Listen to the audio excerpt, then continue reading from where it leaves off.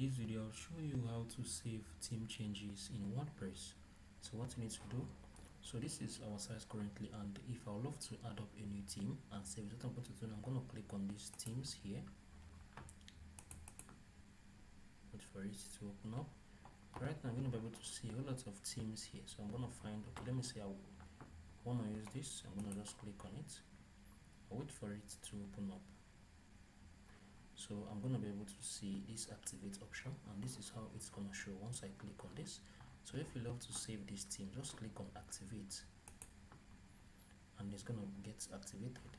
So this is it. So if you find this video helpful, share your thoughts below in the comment section. Thank you all for watching. I'll see you all in the very next video.